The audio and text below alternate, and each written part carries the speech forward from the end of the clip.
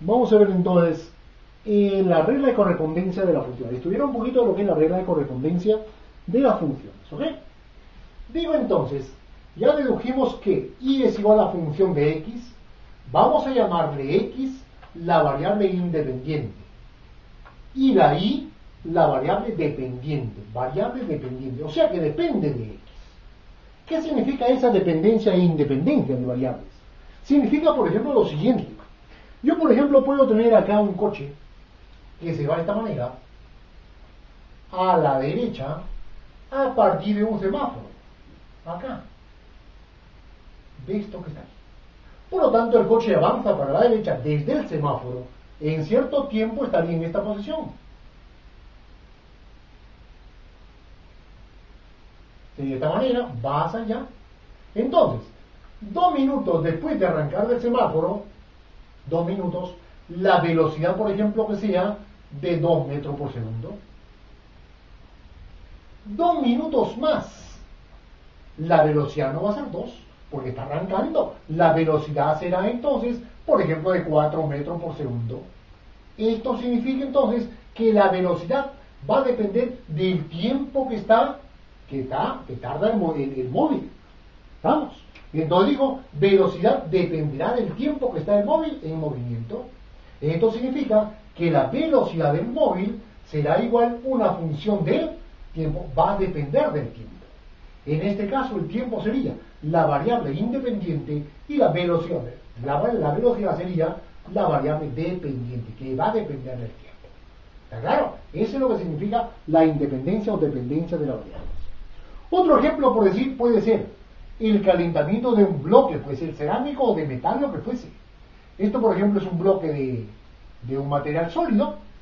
Entonces, por este extremo le voy a dar fuego, un mochero Bunsen o lo que fuese, le doy calor. Entonces, yo quiero calcular la temperatura dentro del bloque, pero en este punto.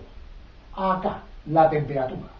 Entonces, ese punto está a cierta distancia del extremo donde recibe el calor, X. ¿Estamos? Y lógicamente la temperatura de este punto dependerá también del tiempo que está expuesto el bloque al fuego. También dependerá del tiempo T. De esa manera. Por lo tanto, digo que la temperatura de un punto dentro del sólido dependería de qué funciones. De la distancia del punto a la superficie caliente y además del tiempo que está expuesto el bloque al calor. Entonces será una función de la posición y del tiempo. Esto significa entonces que tenemos acá dos variables independientes y una sola variable dependiente. Este tipo de funciones no la vamos a analizar en este caso. Vamos únicamente a analizar funciones donde la variable independiente es una sola de ellas. ¿Verdad? Es una sola. Y esto lo dejaríamos para un cálculo posterior, para analizar funciones con dos o más variables independientes. ¿Ok? La tenemos de esa forma. Por lo tanto, analizamos esto y digo, esta función f de t en este caso, o en general la f de x, puede ser de muchas maneras, puede ser de muchas formas. ¿Qué significa eso? Por ejemplo, puede ser de esta manera, que el y sea igual, esta cantidad sería, por ejemplo, el x al cuadrado más 3. El f de x sería una función cuadrática, pero no es la única forma, puede ser una función cúbica, o en general una función polinómica. Puede ser, por ejemplo, una función fraccionaria, x más 1 sobre el x menos 3, fracción. Puede ser, por ejemplo, una función irracional que tenga raíces cuadrática, cúbica o lo que fuese. Puede ser, por ejemplo, una función logarítmica. Puede ser una función trigonométrica, una función exponencial. Fíjese la gran variedad de formas que puede tomar el f de x. Eso hace del tema de funciones un tema complejo. ¿Está claro? Y esto significa entonces que debemos estudiar todas y cada una de ellas para poder evaluar en un problema dado qué propiedades tendría una determinada función. ¿Ok? Pero de todas ellas podemos sacar algo en común. ¿Estamos? Y eso es lo que vamos a hacer a continuación. Estudio de las funciones. Estudio de las funciones. Colocaríamos entonces por acá estudio. Me pueden dar, por ejemplo, a mí un dato me pueden dar como dato, por ejemplo, la gráfica de una función. O me pueden dar como dato, una regla de correspondencia, que por ejemplo sea y es igual raíz cuadrada, por ejemplo, de x más 1. Esa regla de correspondencia. ¿Vamos?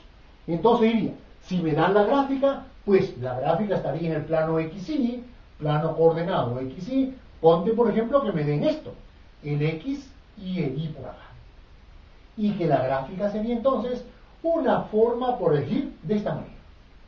Esto por acá, esto va para abajo, aquí y esto así. Esto significa que continúa por acá y que continúa por acá.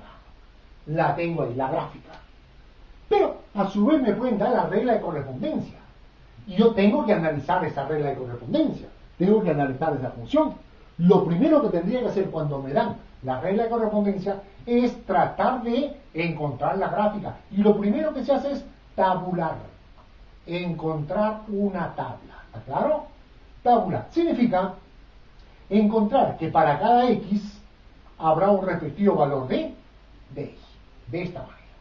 Por ejemplo, tomaría aquí en cuenta lo siguiente. El x, por ejemplo, cuando el x es 0. Cuando el x es 0, me quedaría 0 acá, me quedaría raíz cuadrada de 1, que sería 1. ¿Qué pasaría cuando el x es menos 1? Cuando el x es menos 1 más 1, 0, esto sería 0. ¿Qué pasaría, por ejemplo, cuando el x es 3?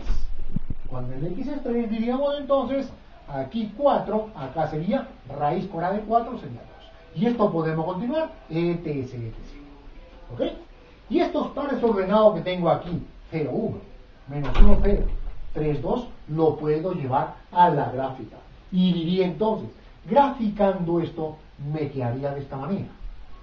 X por acá y el Y por acá. Y entonces, para el X0, el Y vale 1. Yo sé que los X positivos van para acá, Y positivo para arriba, Y negativo para abajo, y el X negativo para la izquierda del origen de coordenadas. Pues ya está.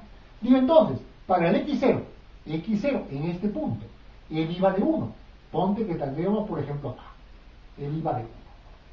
Sería entonces el punto 0, 1. Esto que veo acá. Cuando el X es menos 1, el I vale 0. Menos 1 estaría por acá. Menos 1, el I vale 0, el I 0. Estaríamos en este punto. Cuando el X es 3, entonces 1, 2, 3. Cuando el X es 3, el I vale 2, 1, 2. Acá.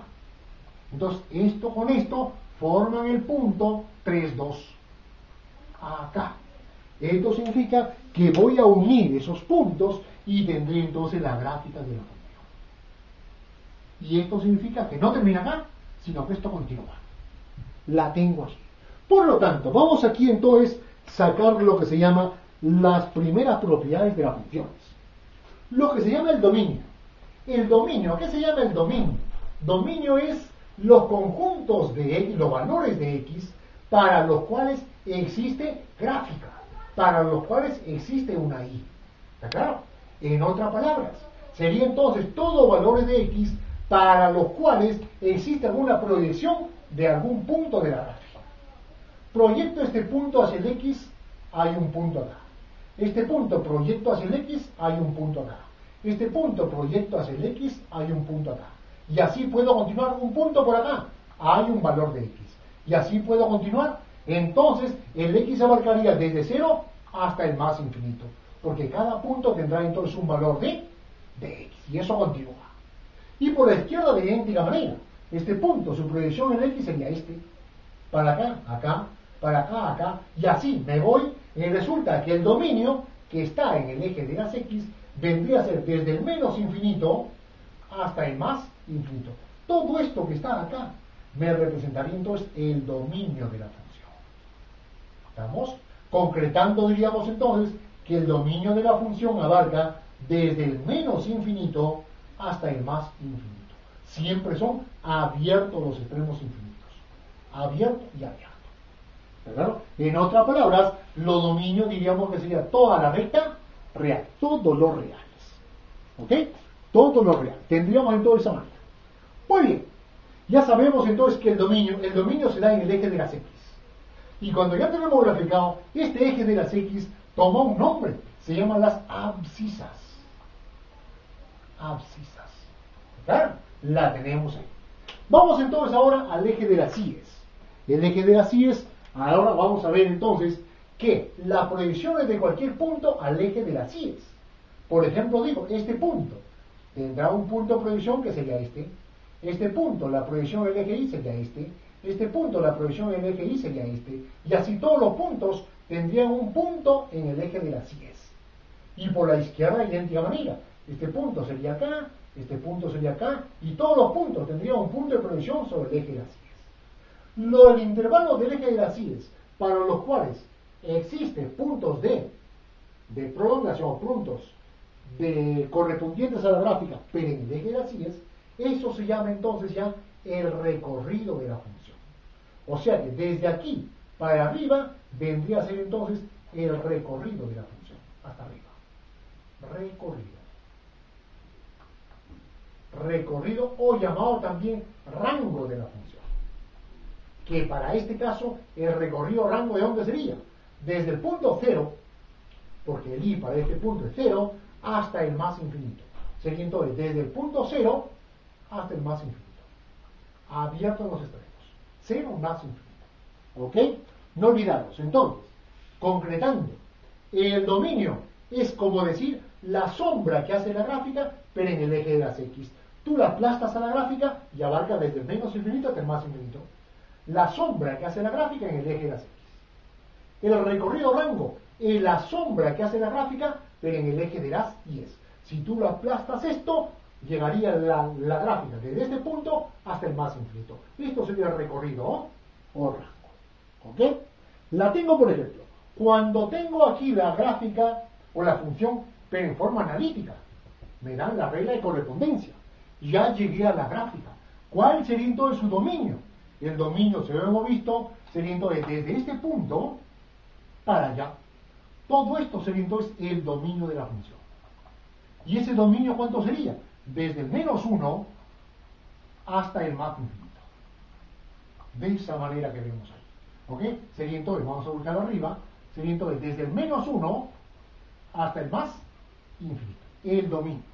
¿Y el recorrido cómo sería? El recorrido sería en el eje de las Y's. La sombra que hace la gráfica en el eje de las Y's. Abarcaría desde este punto, y esto continúa, pues hasta el más infinito. Entonces, el recorrido sería todo esto. Rango o recorrido. ¿Y esto cuánto sería? El rango sería desde 0 hasta el más infinito. De esa manera que vemos ahí. ¿Ok? Una cosa muy importante. Para que una gráfica sea función, ya sé que para cada punto del X le debe corresponder un solo punto del Y. Por lo tanto, para yo saber cuándo una gráfica corresponde a una función o no, me basta con trazar una recta paralela al eje de las Y. Y esta recta debe cortar en un punto y nada más que en uno a la gráfica. ¿Está claro? Entonces, esta recta es paralela a Y. Y observo de que únicamente corta la gráfica en un punto. Esto significa de que esta gráfica corresponde a una función. De idéntica manera aquí, tras una paralela Y, cortaría en un punto. Esta gráfica corresponde a una función. ¿Ok?